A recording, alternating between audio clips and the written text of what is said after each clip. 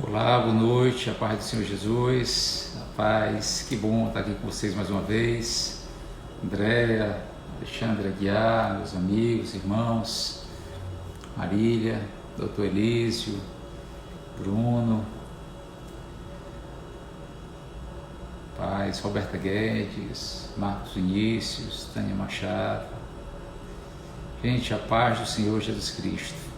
Léo, grande abraço, Leozão, Eliane, Nalda, Elisângela, Alberta, Marcos Vinícius, Patrícia, Kalina, professora Fátima Câmara, grande abraço, Cláudia, Marcos Vinícius, Larissa, tudo bom, Larissa, Elisângela, doutora Carol, dona Ângela, que bom que vocês estão aqui, nossa dentista favorita, Niara, Fátima Lugel, João Brito, grande amigo João Brito, boa tarde, dona Osmarina, Ana Lupe, gente, já estou quase decorando o nome de vocês todos, Georgia, dona Iracema, que bom, que bom. Que bom estar com vocês aqui nesse momento. Uma honra. Aí, esse Loteles Campos, eu fico na dúvida exatamente que nome é. Se você puder me dizer, será legal saber o seu nome. Roberta Guedes, Renata Nobre, Renatinha, grande abraço. Vitória Raveiro, Anderval, meu amigo Anderval. Camila. Ah, é Lorena, né? Lorena, que bom, Lorena. Paz, olha só, Jones França, a paz, Alexandre, meu amigo, Cineida, grande abraço, Cineida, pastora Ruth, gente, a pastora Ruth aqui conosco, uma bênção, pastora Ruth, paz, irmã Antônia, gente, a irmã Antônia é uma guerreira de verdade, paz, Lorena, Cicericécia, irmã Aldenora, que bom que vocês estão aqui conosco. Vamos estar retornando à rotina, né, João? Estava nesse aqui conversando dessa maneira com a minha esposa, né? Sobre como é que vai ficar quando a gente voltar para a nossa rotina, né? Acho que vamos ter que abrir mão desses momentos especiais aqui. Gente, a Isis entrou, a Isis chegou. Olha só, Ivonete. Doutora Demi, eu também fico na dúvida exatamente como é seu nome, doutora Demi, queria saber como é seu nome. Aline Vidal, Cássia, Fábio Silvia, abraço, Fabinho. É o co-pastor, gente, é o co-pastor e a Silvinha, é assim. Que bom. Olha só, nós vamos começar, né, a live de hoje, tá? Um prazer tê-los aqui conosco nesse momento especial. A gente já começou aqui na igreja, os nossos trabalhos preparativos, né, para o nosso retorno. Um abraço para a Evinha, para a Vevé, para a Verúcia que está aí, a Silvia, que bom, prazer. Um abraço para o meu amigo Breno, para a Marcelinha, para a Paloma. Então nós estamos aqui na igreja, já voltamos, né, para nessas semanas aqui que antecedem o retorno da igreja, para a gente planejar como é que vai ser. São dias que a gente está fazendo um trabalho interno, né, de planejamento, de como vai ser, de como nós devemos proceder, e também, né, dos equipamentos que a gente tem, aquelas coisas todas, tudo que a gente tem que preparar para que a gente possa começar de acordo com, né, os rigores da lei. Então nós vamos começar dessa maneira, tá certo? E para isso a gente já tem, nós já estamos no batente aqui para que tudo possa acontecer bem, tá? Um abraço para a Ariane, para o Sabino, só gente muito boa. Jeca M Mota, Jeca FM Mota, eu também não sei quem é. Alisson, Andresa, é isso aí. Então, nós estamos falando nessa semana sobre o poder de uma vida transformada. Gente, eu estou amando esse momento, não sei vocês, mas é porque eu gosto muito das cartas paulinas, né? Se eu encontro assim nele uma profundidade tremenda, é muito bom a gente mergulhar nesse conhecimento e ficarmos, né, digamos assim, impactados com essa palavra, com esse conhecimento que vem do Senhor. Então, olha só, hoje nós estamos estudando o livro de Filipenses, né? E dentro do livro de Filipenses nós estamos falando aqui do poder de uma vida transformada. Então, se você ainda não começou a ler o livro de Filipenses, você tem até sexta-feira, né, para você concluir essa leitura rapidinha, gente, só 4 capítulos, né, dá para você ler aí com muita facilidade, com muita tranquilidade. É o nosso pedido, tá certo? Para você, é o nosso dever de casa, que você esteja lendo, né, Filipenses, esses 4 capítulos. E hoje eu quero conversar lendo para vocês Filipenses 3, né? Vamos lá, me ajudem aí, Leandro, me ajude, se já tiver chegado. Filipenses 3, eu vou ler do 20 ao 21, finalzinho do capítulo 3. Aí depois a gente comenta a partir do começo, mas eu quero começar hoje pelo final do capítulo 3, que diz assim, olha que coisa linda. Pois a nossa pátria está nos céus, de onde também aguardamos o Salvador, o Senhor Jesus Cristo, o qual transformará o nosso corpo de humilhação para ser igual ao corpo da sua glória, segundo a eficácia do poder que ele tem de até subordinar a si todas as coisas. Olha só, eu queria que você dissesse comigo, há poder numa vida transformada. Você pode dizer isso? Há poder numa vida transformada? Queridos, olha só, há poder em uma vida transformada. O apóstolo Paulo mesmo, né, aqui nesse livro maravilhoso, essa carta à igreja de Filipos, aos Filipenses, ele diz no verso de número 21 que Jesus transformará o nosso corpo de humilhação para ser igual ao corpo da sua glória. Nós iremos receber um corpo glorificado, né, a partir do momento da vinda do Senhor Jesus Cristo. E esse corpo glorificado, olha só, ele conclui dizendo, segundo a eficácia do poder que ele tem de subordinar a si todas as coisas, né? Então será um corpo glorificado, revestido de um poder. Qual o poder? O poder de subordinar a si as coisas, todas as coisas, no caso de Jesus Cristo. Então nós temos uma bênção maravilhosa que advém desse processo de transformação, não é? Nós desejamos ter essa transformação. E é interessante a gente saber que a gente pode, não é, perder para ganhar, tá certo? Eu vivo essa frase na minha vida, a gente perde para ganhar.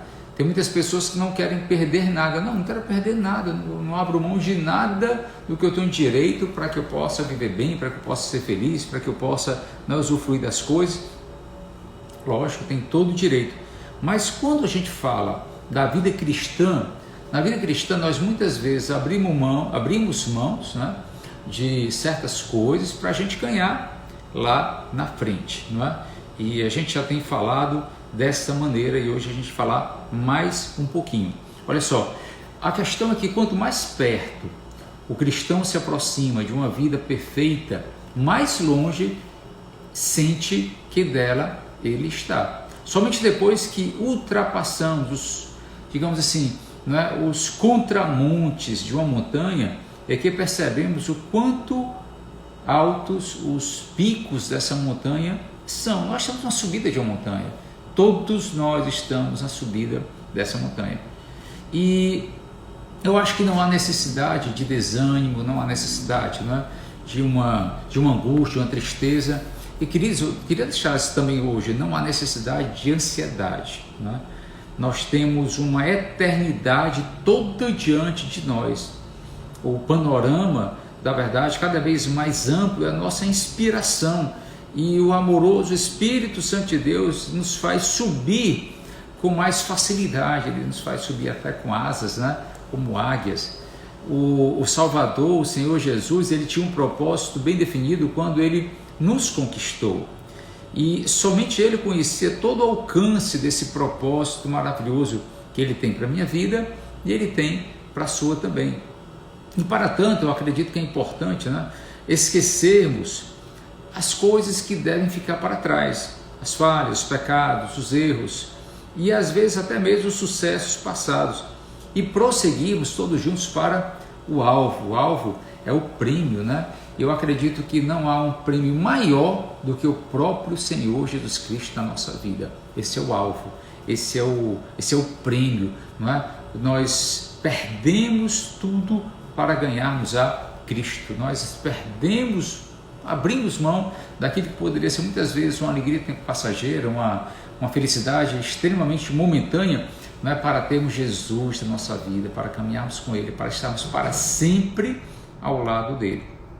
Eu acredito que Paulo, no livro de Filipenses, ele apresenta Jesus então como um grande presente. Jesus é o maior presente que nós podemos ganhar na nossa vida, seja ela terrena, seja ela celestial, seja na vida temporária, seja na eternidade. Jesus é o maior presente. Querido, eu queria que você guardasse essa frase hoje para você.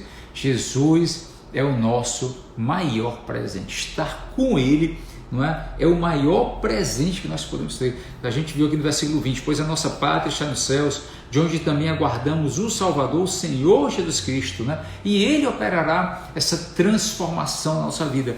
Mas é muito interessante que a gente passe por esse processo de transformação também interior, né?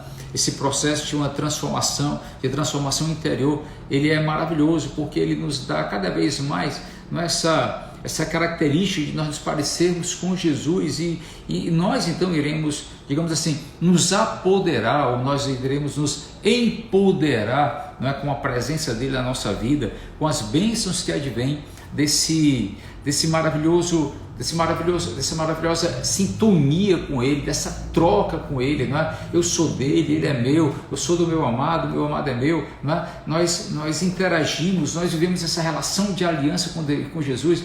Já pensou você levando uma vida de uma proximidade tão grande com o próprio Deus, que muitas vezes vai ter, não é, uma dificuldade você saber onde é que você começa e onde é que Jesus termina, onde é que Jesus começa e onde é que você termina, dada essa interação nossa total com o Senhor Jesus Cristo, né? Essa é a vontade do Pai. O Pai, não é, ele tinha um filho durante a eternidade, Jesus Cristo, filho unigênito do Pai. Mas chegou um dia que ele queria, não é, olha, eu quero junto com meu filho outros filhos, e aí ele sonhou comigo e sonhou contigo, não é verdade? Pena que o mundo traz tantas coisinhas ruins para a nossa vida, pena que o mundo, não é, nos deturpa tanto, o mundo nos deforma de muitas maneiras. Eu acredito que cada vez mais nós devemos nos apropriarmos de um processo de transformação interior. Não é para outra coisa, é para nós sermos tudo aquilo que Deus quer que nós sejamos e recebermos tudo aquilo que Deus quer nos dar. Você entende isso? Quem está me entendendo? Você pode dar um amém, você pode dizer glória a Deus aí, você pode simplesmente colocar o seu dedo nesse coraçãozinho para mim saber se você chegou, saber se você está comigo nesse momento. Diga assim: Jesus Cristo é o meu maior presente. Quem pode dizer isso para mim? Jesus Cristo é o meu maior presente. Você pode dizer isso? Eu não estou conseguindo ver aqui, né, quantas pessoas estão podendo dizer isso, né? Mas eu ficaria muito feliz se você, né, refletisse nisso. Jesus é o seu maior presente. O maior presente da sua vida, a maior conquista da sua vida é Jesus Cristo. Então, eu acredito dessa maneira, não é, que nós devemos viver uma vida transformada para que cada vez mais possamos receber dele esse poder para nós vivenciarmos o melhor do nosso potencial aqui na Terra. E começando a pontuar a partir de agora, né? Se há poder em uma vida transformada e nós devemos buscar essa transformação interior, todos nós, cada um de nós, primeiramente, começando a pontuar, hoje eu diria o seguinte para você: cada um de nós deve enfrentar os seus inimigos.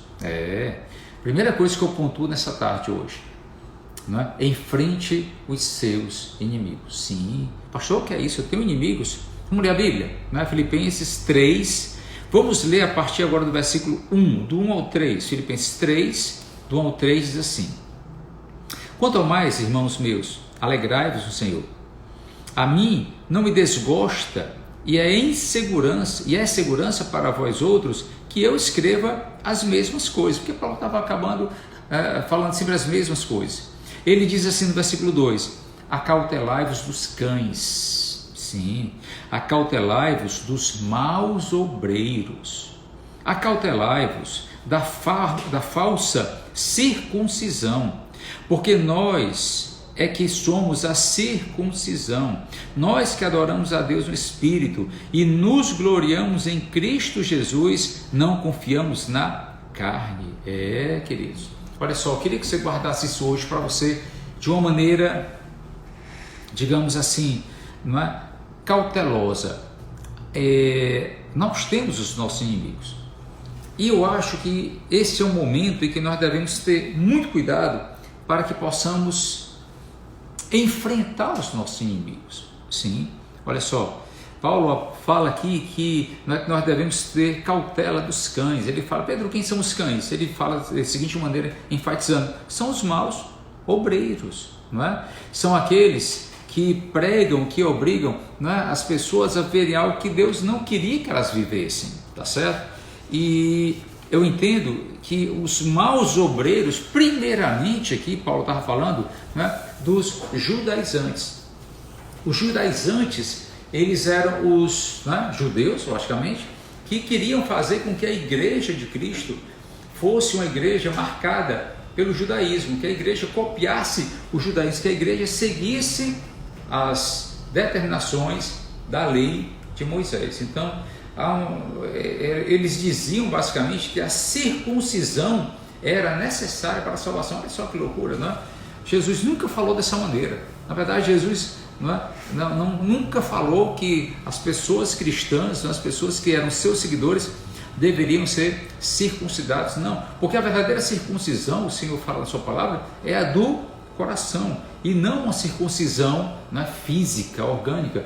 Não sei se todo mundo aqui está familiarizado com essa linguagem, mas a circuncisão, de uma maneira bem simples e grosseira, de grosso modo, é uma marca física que Deus mandou que o povo de Israel fizesse quando tivesse entrado no deserto, na caminhada pelo deserto, para se diferenciar dos outros povos. Eles tinham que fazer uma circuncisão. A circuncisão não era nada mais nada menos que uma pequena cirurgia de fimose, para quem já fez, sabe o que é uma pequena cirurgia de fimose, ou seja, é cortar uma pequena parte ali daquela, de uma pele, que se sobrepõe ao órgão sexual masculino, Então aquele corte naquela pele, então era a circuncisão. Circuncidado era quem fazia esse corte na pele.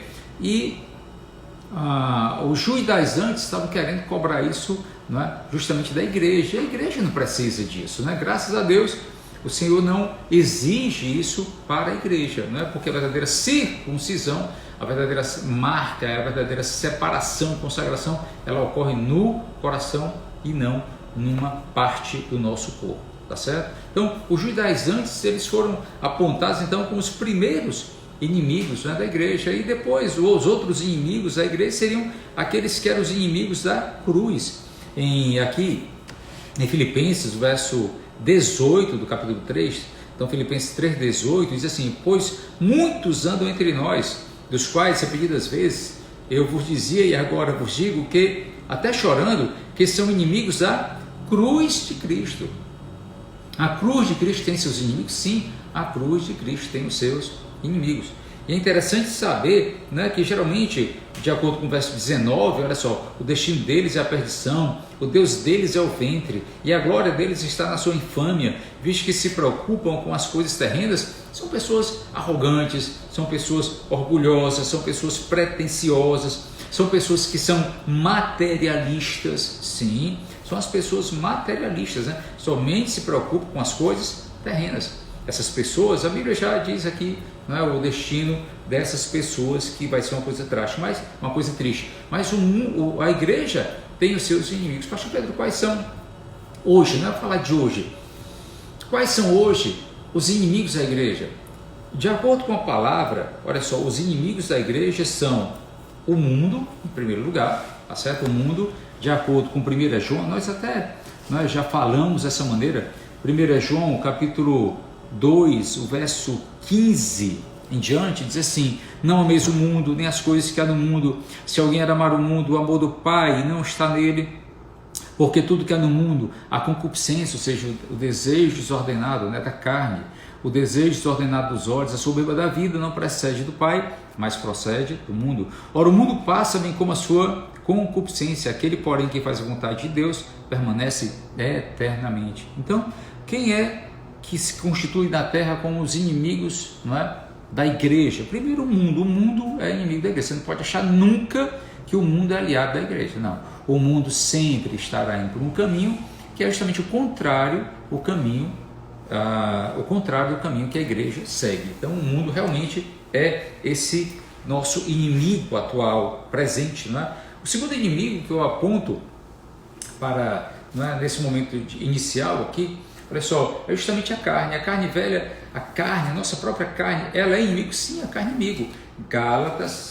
A carne é inimiga. Gálatas, no capítulo 5, no verso 16 em diante, digo porém, andai no Espírito, jamais satisfaça a concupiscência da carne, porque a carne luta contra o Espírito contra a carne, porque são opostos entre si, para que não façais que porventura seja do vosso querer, mas se você é guiado pelo Espírito Santo de Deus, você não está debaixo de lei.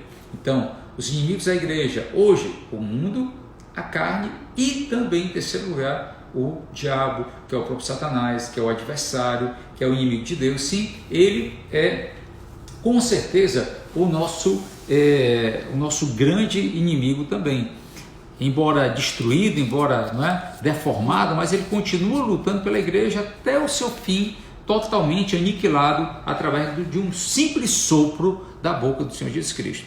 Mas a questão é que ele vive, né, para enganar, para mentir, para destruir, para trazer problemas. A Bíblia diz em Tiago, no capítulo 4, eu amo essa palavra, Tiago 4, 7, diz assim: sujeitai-vos, portanto, a Deus, mas resisti ao diabo e ele fugirá de vós. Sim, eu não preciso dizer para você que você precisa estabelecer, não é, primeiro, medo em relação ao diabo. Você não precisa ter medo do diabo. Você também não pode negligenciar os ardis dele, não é verdade? Mas não há uma luta grande. Por quê? Porque a Bíblia diz, nem sequer nós devemos lutar muito com ele. A questão é muito mais, nós resistirmos ao diabo e ele fugirá de nós. Sim, nós simplesmente impomos uma resistência a partir do nosso não, a partir do fica aí, vai para trás, e nós já ganhamos a batalha. Você entende? Não precisa nem dar muita bola, não, porque a nossa batalha ela já é vencida e ela se torna, não é, digamos assim, resistida, ela se torna, digamos assim, não é, o diabo sujeitado à nossa vontade simplesmente quando nós o resistimos. Quando nós dizemos não, vai embora. Quando nós ordenamos vai embora, bate em retirada, em nome de Jesus, tem que ir e pronto, a batalha já foi ganha a partir daí, querido. Amém? Amém, glória a Deus. Então, olha só, a primeira coisa que eu diria para você hoje é: Pedro, eu preciso de uma vida transformada, eu quero uma vida transformada. Então, meu irmão, olha só, enfrente seus inimigos. Enfrente os seus inimigos. E um detalhe importante a gente falar aqui, que você não pode achar que os inimigos são as pessoas que estão ao seu redor. Não. As pessoas que estão ao seu redor não são seus inimigos. Pode até ser que você encontre alguém muito usado pelo inimigo, muito usado pelo diabo para lhe perturbar a vida. Mas não são pessoas. A Bíblia diz em Efésios, no capítulo 5, a partir do verso de número... Efésios 6, né? Verso de número 12, ele diz: porque a nossa luta não é contra carne e sangue, e sim contra principados e potestades, contra os dominadores deste mundo tenebroso, contra as forças espirituais do mal nas regiões celestes. Meu irmão, olha só, teu marido não é teu inimigo, tua esposa não é tua inimiga, teus filhos não são teus inimigos, teus pais não são teus inimigos, né? Teus familiares não são os teus inimigos, não são. Teus inimigos não são. Mas você tem que estar atento às obras do mal contra a sua vida para resistir ao diabo e ele fugirá de vós. Então, a primeira coisa que eu pontuo hoje é: vença seus inimigos. Vença seus inimigos. Vença seus inimigos internos, vença seus inimigos externos, vença. Sim, quer levar uma vida de vitória, quer levar uma vida de poder, de um poder que vem de uma transformação dada pelo Senhor, vença os seus inimigos. Quem pode dizer amém? Amém? Quem está disposto a dizer assim: eu vou vencer os meus inimigos?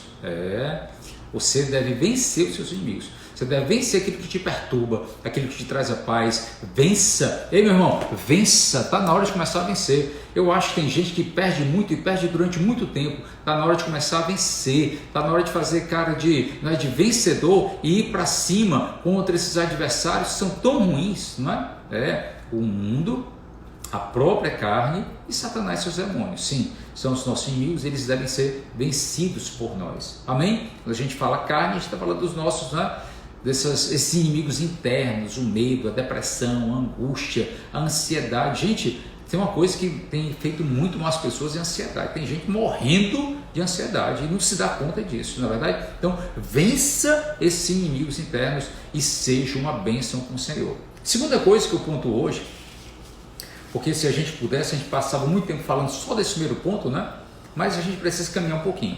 Segunda coisa que eu pontuo hoje nessa tarde, para você ter a sua vida transformada, para você ser melhor, para você ser uma bênção aqui na terra, para você andar bem bonitinho, para você ser, olha só, a cara de Jesus aqui na terra. Eu te digo uma coisa mais. Segunda coisa que eu digo nessa tarde, a primeira coisa foi enfrente seus inimigos. Segunda coisa é pague o preço. Pague o preço, pague o preço. Pagar o preço aqui não é você pagar o preço da cruz que só Jesus poderia pagar, não. Mas tem algumas coisas que a gente deve correr atrás, irmão. Olha só, Paulo abriu mão de algumas coisas que eram importantes para ele, para se tornar um filho de Deus. Em Filipenses, no capítulo 3, a partir do 4 ao 8, o apóstolo diz assim: bem que eu poderia confiar também na carne. Se qualquer outro pensa que pode confiar na carne, eu ainda mais. Circuncidado ao 8º dia, da linhagem de Israel, da tribo de Benjamim, hebreu de hebreus, quanto à lei fariseu, quanto ao zelo perseguidor da igreja, quanto à justiça que há na lei, irrepreensível. Olha aqui, o currículo do rapaz. Mas o que era para mim lucro, isto eu considerei perda por causa de Cristo. Sim, deveras considero tudo como perda por causa da sublimidade do conhecimento de Cristo Jesus, meu Senhor, por amor do qual perdi todas as coisas, considero como um refúgio para ganhar a Cristo. Paulo, ele pagou um preço. Ele pagou um preço muito alto em se tornar filho de Deus, em se tornar um cristão, em se tornar um seguidor de Cristo e depois, o maior pregador de todos os tempos, o maior pregador depois de Jesus, o apóstolo Paulo, autor de mais de 40% do Novo Testamento. Então Paulo abriu mão de duas coisas. Primeiro, Paulo abriu mão de seu prestígio entre os judeus. Sim, ele era prestigiado entre os judeus. Gente, o cara tinha, olha só o pedigree do rapaz, com todo respeito. Ele foi circuncidado, ele era da linhagem real de Israel, ele era da linhagem de Israel, ele era da tribo de Benjamim, ele era hebreu de hebreus, ele era fariseu, ele se tornou perseguidor da igreja e ainda irrepreensível na lei. Só que ele abriu mão de tudo isso aí para se tornar um filho de Deus. Ele diz: para mim o que era lucro, considerei perda por causa de Cristo, sim. E ele ainda abriu mão de ser o maior perseguidor da igreja de sua era. Sim, mandou matar cristãos, mandou matar irmãos, mandou matar, inclusive, apoiou a morte de Estevão, inclusive até segurou as vestes de Estevão. Paulo, ele abriu mão de tudo isso aí para quê? Simplesmente para ter a sublimidade do conhecimento de Cristo, o seu Senhor, E esse foi o preço que ele pagou. Sabe uma coisa que eu considero hoje complicada? É quando as pessoas não querem mais pagar o seu preço. Não precisa pagar preço algum, porque Jesus já pagou o preço na cruz. Você tem razão de dizer isso? Você está certo? Está certo a pessoa dizer: não preciso mais pagar nada, porque Jesus já pagou tudo. Vamos ver o que diz Mateus 16, 24. Em resposta, Mateus capítulo 16, versículo de número 24, diz assim: então disse Jesus aos seus discípulos: se alguém quer vir após mim, eu e você, a si mesmo se negue, abre mão, tome sua cruz e siga-me, pagar o preço. Porquanto quem quiser salvar a sua própria vida, perdê-la-á, e quem perder a vida por minha causa, achá-la-á. Pois que aproveitará o homem se ganhar o mundo inteiro e perder sua alma? Ou que dará o homem em troca de sua alma? Porque o Filho do Homem há de vir na glória de seu Pai com os seus santos anjos, e então retribuirá cada um conforme as suas obras. Em verdade vos digo que alguns há dos que aqui se encontram, que de maneira nenhuma passarão pela morte até que vejam vir o Filho do Homem e o seu reino. Glória a Deus, queridos. Olha só, nós temos, cada um de nós, que pegar a nossa cruz e seguir em diante, é pagar o nosso preço. Essa é uma parte que nós vamos ter que fazer. Você entende? Eu e você. Algo maravilhoso da parte de Deus, que eu entendo que é maravilhoso, é nós fazermos a nossa parte. Sim, eu não concordo muito com a doutrina, com a ideia de que diz, não devo pagar nada, não, já tudo foi pago. Não, querido, não é exatamente assim. Tem algo da nossa parte, tem uma contrapartida nossa, é lógico, faz parte. A primeira parte nós nunca poderíamos fazer, nós nunca poderíamos ir atrás, querido. Aquela parte que Jesus fez, nós nunca poderíamos ter feito. Não tinha como a gente pagar promessas, subir o monte, fazer campanha, vigília, oração, jejum para pagar o que ele pagou. Nunca seria, porque somente o sangue de um cordeiro imaculado poderia pagar esse preço. Porém, requer de cada um de nós carregarmos a nossa cruz. E cuidado, porque tem muita gente que está chamando a sua cruz de problema. Pastor, eu tenho um problema na minha família. Eu tenho um problema. Esse problema é um problema grande.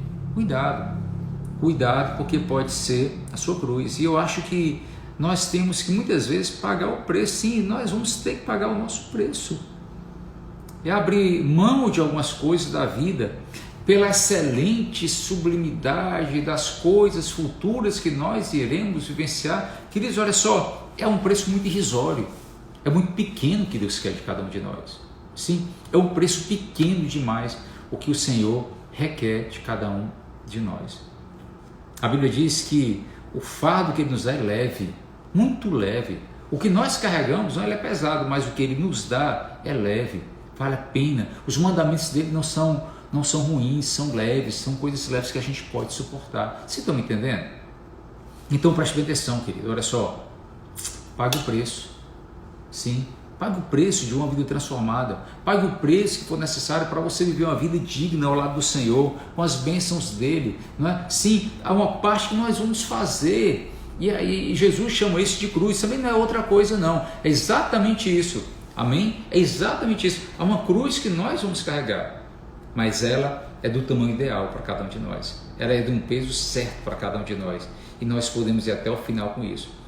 O que eu acho, agora o Pedro assim, falando de uma maneira muito pessoal, né, nesse comentário, seria dizer para vocês que sempre nós vamos ter que desejar algumas coisas que vão muito contra aquilo que Deus quer para cada um de nós. E como vale a pena a gente abrir mão exatamente disso, para que a gente tenha uma vida com Deus, para que a gente tenha certeza que no dia da glória futura, meu irmão, a gente possa se apresentar dele tão bem, tão confiantes, né, nessa bênção que ele tem para nos dar. Quem pode dizer amém para isso? Amém? Mas já que eu estou falando dessa maneira, deixa eu logo ir para o ponto seguinte, meu ponto terceiro de hoje, né, para que nós alcancemos uma vida transformada, o poder de uma vida transformada, não é? Há poder na vida transformada e eu preciso dessa vida transformada para que eu possa viver bem, para que eu possa usufruir desse poder de Deus. Primeira coisa, né, que nós pontuamos nessa tarde é: enfrente os seus inimigos. Segunda coisa que eu digo é: pague o preço que lhe cabe.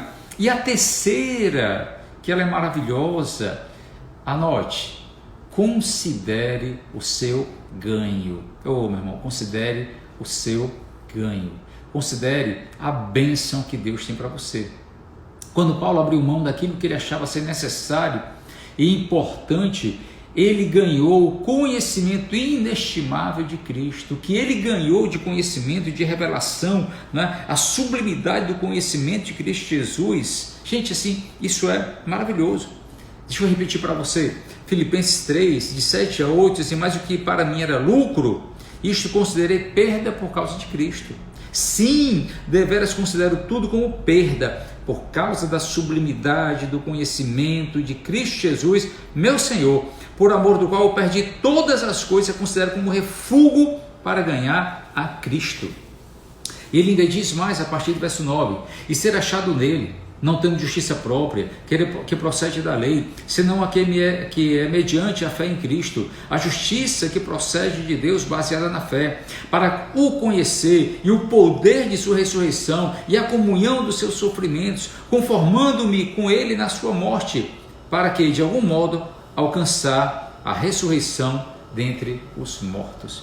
Queridos, eu acho que tem, olha só, que a gente sempre tem que pesar entre duas coisas. Sempre nós devemos pesar, não é, pastor Ivan? Nós devemos pesar o que é melhor para a nossa vida. A alegria passageira do mundo e as bênçãos eternas de Deus. Quando a gente coloca isso na balança, é impossível calcular o nosso ganho, porque ele é muito grande. Olha só, não dá nem para calcular o ganho que nós temos em nós nos deixarmos ser transformados por esse poder de Deus na nossa vida. É um ganho inestimável, você entende? É um ganho inestimável. E essa sublimidade do conhecimento de Cristo foi que fez o apóstolo Paulo se tornar quem ele se tornou. Você não pode dizer que ele era sempre o conhecedor, não foi. Foi exatamente aquilo que ele abriu mão que deu para ele o poder de se tornar tudo aquilo que ele passou a ser. Em Romanos há um texto que diz assim: onde abundou o pecado, superabundou a graça do Senhor. Onde abundou o pecado, superabundou a graça do Senhor. Eu creio que isso vai se tornar, digamos assim, uma marca na nossa vida futuramente. Cada um de nós vai provar isso. Ei, você não tem noção do tamanho das bênçãos maravilhosas que Deus tem para você. Nós nunca podemos mensurar aqui na terra a conquista celestial, eterna, que nós temos em Deus, você entende? Não dá para a gente mensurar. Queridos, nós nunca vamos poder mensurar isso. Tão grande é a bênção de Deus para a nossa vida.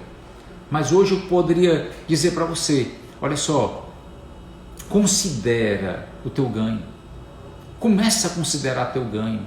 Começa a considerar que é infinitamente melhor para nós uma vida com Deus do que distante dele.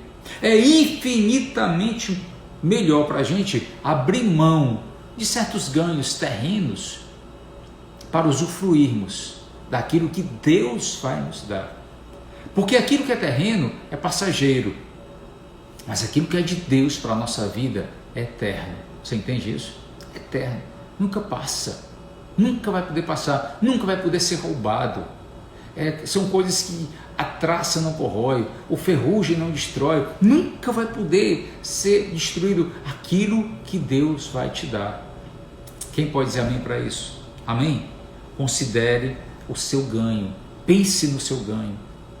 Pense no ganho. Antes de você fazer qualquer coisa que venha de repente a lhe distanciar de Deus e de quem Ele é e das pessoas, querido, pondere, pense no ganho que você vai ter com o Senhor. Sim, pense no ganho diante de você, simplesmente abrir mão de algumas alegrias passageiras, de alguns desejos carnais. Abra mão por Deus, abra mão por Jesus, e você vai visualizar um dia as grandes bênçãos que Deus vai trazer para a sua vida. Você pode dizer amém para isso? Quem pode dizer amém? Considere o ganho. Olha só, enfrente seus inimigos e os vença. Pague o preço que for necessário hoje e considere o ganho. Poxa, Pedro, depois de considerar o ganho, o que é que vem? Depois de você considerar o ganho, tem mais uma quarta coisa que eu pontuo hoje para você. Anote. Receba a coroa. Receba a sua coroa. Filipenses 3, olha só. A partir do verso de número 12, ele diz assim: não que eu tenha já recebido ou tenha já obtido a perfeição, mas prossigo para conquistar aquilo para o que também fui conquistado por Cristo. Irmãos, quanto a mim, não julgo havê-lo alcançado, mas uma coisa faço, esquecendo-me das coisas que para trás ficam, avançando para as que diante de mim estão, prossigo para o alvo, para o prêmio da soberana vocação de Deus em Cristo Jesus. Diga amém. Amém? Amém. Paulo afirma aqui de uma maneira muito categórica, olha só, que ele ganhou algumas coisas. Ele diz que ele ganhou uma nova justiça. O que foi que Paulo ganhou por ter, em receber, quando receber a sua coroa? Ao receber sua coroa, ele ganha uma nova justiça. Não é? A partir do verso 9, ele diz: ao ser achado nele, não tendo justiça própria que procede da lei, senão aquela que é mediante a fé, a justiça que procede de Deus baseada na fé. Então nós recebemos uma nova justiça, o nosso padrão de justiça é outro hoje. Nós vemos hoje um novo padrão de justiça. Aquilo que antes muitas vezes não era considerado sujo, imundo, ruim, feio para nós, agora é. Sim, agora é. Nós vivemos pautados numa justiça, e é tão interessante você pensar nisso, porque eu acho que faz parte da caminhada cristã a gente saber disso. Queridos, pelo amor de Deus, entenda, o nosso padrão de justiça não é baseado no mundo. Não é baseado no que o mundo acha. O nosso padrão de justiça é baseado em Deus, advém do Senhor. A segunda coisa que nós ganhamos é um novo alvo. O verso de número 13 diz assim: irmãos, quanto a mim, não julgo havê-lo alcançado, mas uma coisa faço, esquecendo-me das coisas que para trás ficam e avançando para as que adiante me estão, prossigo para o alvo. Nós caminhamos em direção ao alvo, nós vamos em direção ao alvo, que é o próprio Senhor Jesus Cristo. Nós temos um novo alvo. Antes o nosso alvo era outro. Antes o nosso alvo era uma profissão, era uma vida digna, era ter uma boa casa, um bom carro, ter um dinheiro guardado, viajar, comprar, fazer, realizar e depois morrer. Hoje o nosso alvo é outro. Entenda? Você só vai alcançar esse propósito de uma vida transformada pelo poder de Deus se você entender que o seu alvo hoje é outro. Pode dizer amém? Aleluia. E a terceira coisa, a quarta coisa, na verdade, a primeira, uma nova justiça; segundo, um novo alvo; terceiro, temos um novo lar. Terceira coisa, um novo lar, é o versículo 20. O versículo 20 que nós começamos a ler, ele diz assim: pois a nossa pátria está nos céus, de onde também aguardamos o Senhor Jesus Cristo. Diga assim: a minha pátria é o céu. Tá aí, agora eu quero que você diga essa. A minha pátria é o céu. Pois é, nós temos uma nova pátria, porque eu sou da pátria brasileira. Glória a Deus, nós somos da pátria brasileira. Eu amo o Brasil, luto por ele. Não é? Já fui militar, já fui do exército, estava disposto a entrar na guerra, estava disposto a entrar na batalha, não é? Mas hoje a nossa pátria é o céu. A nossa pátria é o céu, a minha pátria nova é o céu. Nós antes não tínhamos essa nova pátria, agora nós temos uma nova pátria. A nossa nova pátria é o céu. E a Bíblia diz, não é, que ela está nos céus, de onde também nós aguardamos o Salvador, o Senhor Jesus, porque Ele está para vir, Ele está para voltar. E no dia que Ele voltar, nós estaremos com Ele, vivendo uma pátria nova. Você pode dizer amém? Aleluia. E a quarta coisa que nós ganhamos, não é? Nós ganhamos uma nova justiça, um novo alvo, um novo lar. E a quarta coisa, um novo corpo. Versículo 21, que a gente começou lendo, não é? O qual transformará o nosso corpo de humilhação para ser igual ao corpo da sua glória, sim, ao nosso corpo glorificado, segundo a eficácia do poder que Ele tem de até subordinar a si todas as coisas.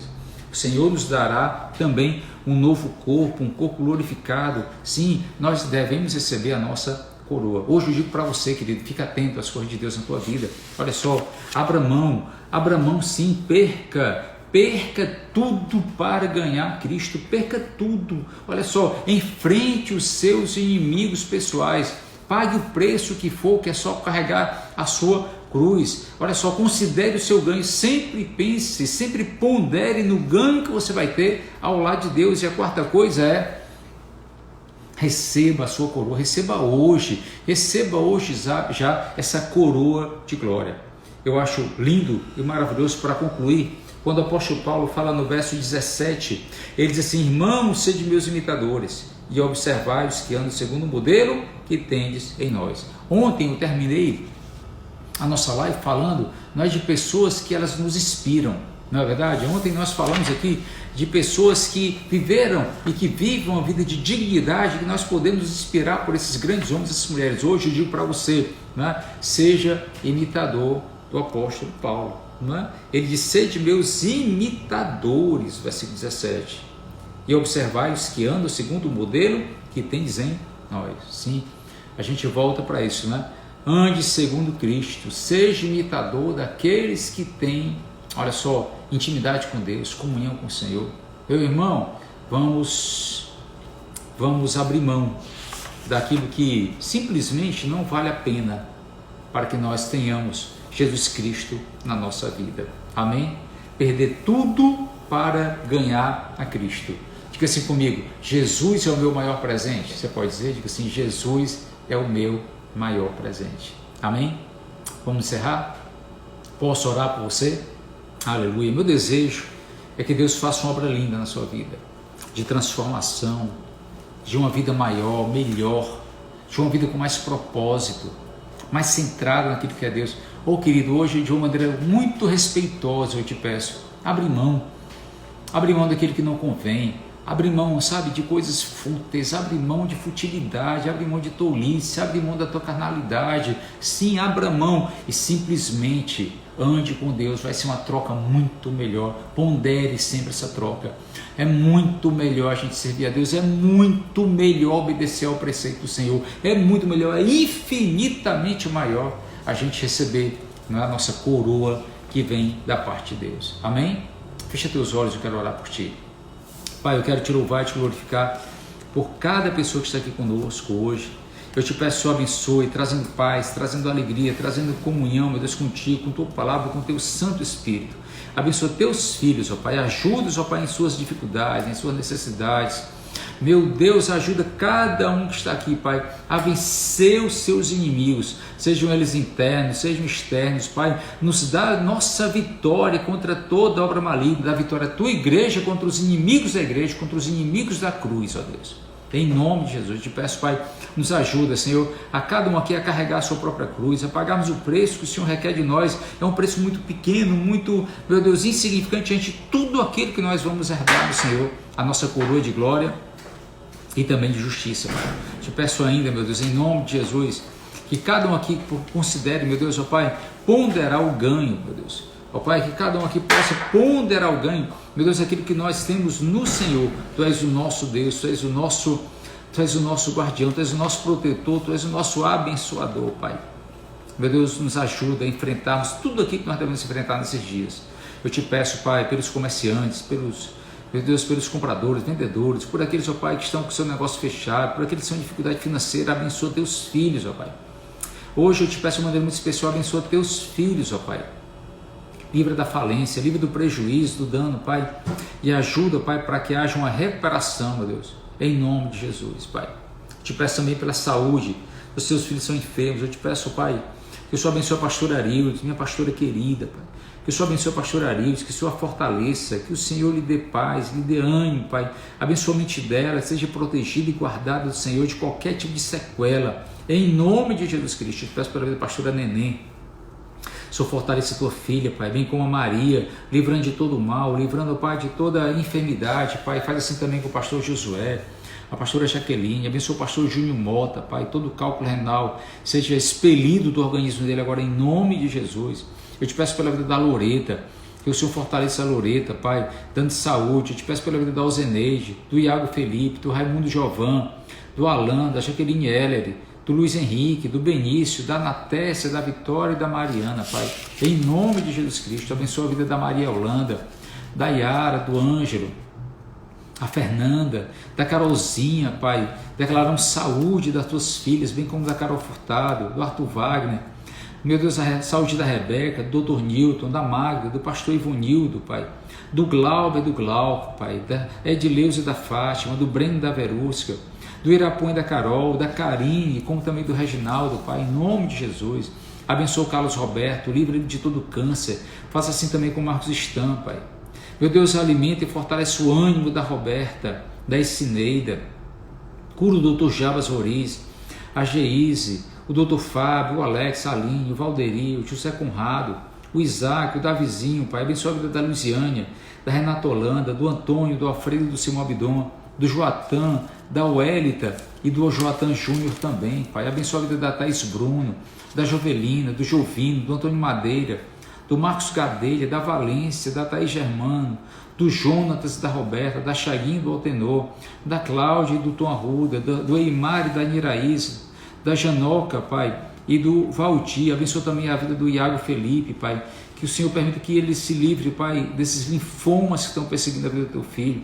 Abençoa do Gabriel Aquino, para que haja esse transplante de medula, Pai, que tudo corra, Pai, bem para o teu filho. Abençoa a vida da Maria Rita, nossa irmã querida que está com Covid, Pai, sustenta a vida dela nas tuas mãos. Abençoa a vida da Dona Inês que está na UTI. Abençoa a vida do Senhor Edson Maranhão, Pai, fortaleça o Edson Maranhão. Declaramos que ele vai se levantar daquele leito, ele vai ter saúde, ele vai ver muitos dias, todos os teus filhos aqui, Pai, o Senhor há de fazer uma obra linda na família e na vida, Pai, e há de trazer cura, e há de trazer bênçãos, em nome de Jesus Cristo, para a sua glória, Pai. Te peço pelo nosso corpo médico, que o Senhor abençoe, meu Deus, ó Pai, toda a equipe de saúde do governo, do estado, do município, Pai, que o Senhor abençoe com sabedoria, com ânimo, com prudência, Pai, com força para que não se deixem abater, Pai, pelas dificuldades, em nome de Jesus. Abençoa também o presidente Bolsonaro, meu Deus, o governador Camilo Santana, o prefeito Roberto Cláudio, todos os demais prefeitos do estado de Ceará. Meu Deus, dá sabedoria para esse povo, dá sabedoria para esse povo, Pai, para que mediante, meu Deus, o teu espírito, Pai, o teu agir na vida deles, eles tenham, ó Pai, meu Deus, ó Pai, a liberdade de cumprir, Pai, o mandato que lhes foi dado, Senhor, para que seja feito da melhor maneira possível, em nome de Jesus, para a sua glória. Amém. Quem pode dizer amém? Amém? Aleluia. Queridos, que bom a gente estar junto aqui, né? Hoje, à noite e durante essa semana. Eu peço a você que faz parte de algum grupo de crescimento, que esteja atento ao seu grupo de crescimento.